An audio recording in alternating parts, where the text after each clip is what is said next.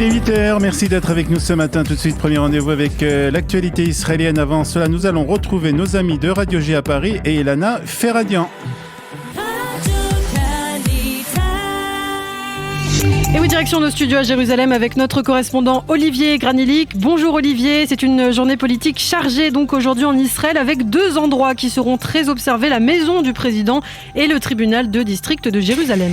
En effet, Ilana, bonjour, c'est aujourd'hui que vont se succéder les 11 chefs de parti représentés à la Knesset chez Reuven Rivlin. Ils annonceront au président de l'État qui est le candidat qu'ils recommandent au poste de Premier ministre.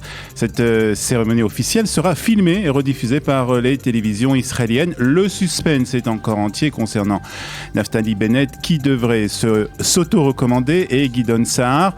Il semblerait que 52 députés se prononcent en faveur de Binyamin Netanyahou, 50 en faveur de Yair Lapid et entre 7 et 13, cela dépendra de Gideon Sa'ar, en faveur de Naftali Bennett. L'histoire nous apprend que le président a jusqu'à aujourd'hui remis en premier au candidat qui avait le plus de voix la possibilité d'essayer de former un gouvernement, mais la loi prévoit que c'est le candidat qui a le plus de chances de former un gouvernement à qui revient le droit donc de former cette coalition. Petite nuance importante, à qui Reuven Rivlin donnera le droit en premier de former un gouvernement, il faudra attendre mercredi pour le savoir.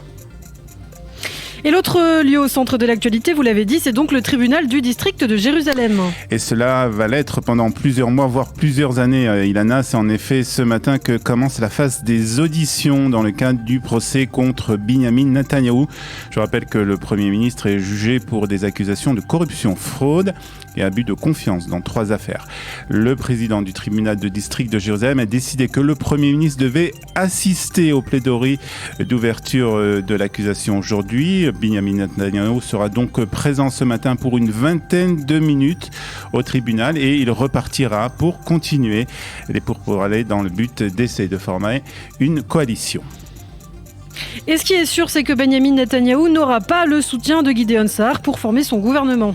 Oui, le président du parti Tikva Hadasha l'a répété hier soir, nous ne rejoindrons ni soutiendrons un gouvernement dirigé par Netanyahou et nous travaillerons dur pour établir un gouvernement de changement dans l'État d'Israël. C'est ce qu'a déclaré Gideon Sa'ar hier soir. Gideon Sa'ar est donc tout décidé de tout faire pour éviter que Binyamin Netanyahou reste au poste de Premier ministre. Nous voulons un gouvernement de réconciliation qui reconnectera les différents partis de cette nation dans laquelle nous sommes tous frères, a ajouté Gideon Sa'ar.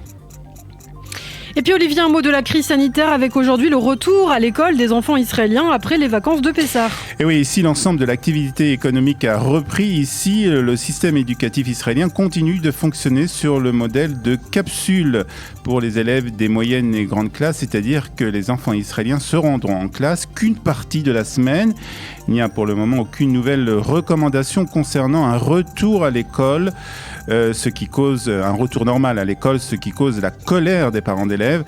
Et pour le moment, donc, il n'est pas question de changement dans le système éducatif israélien. Ce qui pourrait changer, par contre, Ilana, c'est l'obligation du port du masque à l'extérieur. Une équipe du ministère de la Santé recommande d'annuler cette obligation, mais elle se heurte à l'opposition de la direction de ce même ministère qui estime que cette décision est encore trop précoce. Et pour terminer, un week-end tragique en ce qui concerne les accidents de la route en Israël avec plusieurs victimes dont un petit garçon de 3 ans. Tout à fait, Shiloh Saad, c'est son nom. Il a été renversé par une voiture alors qu'il courait en direction de son père dans le village de Kfar Maïmon, dans le sud du pays. Une enquête préliminaire a révélé que l'enfant se trouvait sur une aire de jeu avec des amis en attendant que son père vienne le chercher. Il a vu le véhicule de son père approcher, a contourné une clôture de protection et s'est engagé sur la rue où il a été heurté par un véhicule. Le conducteur a été arrêté et entendu avant d'être relâché par la police.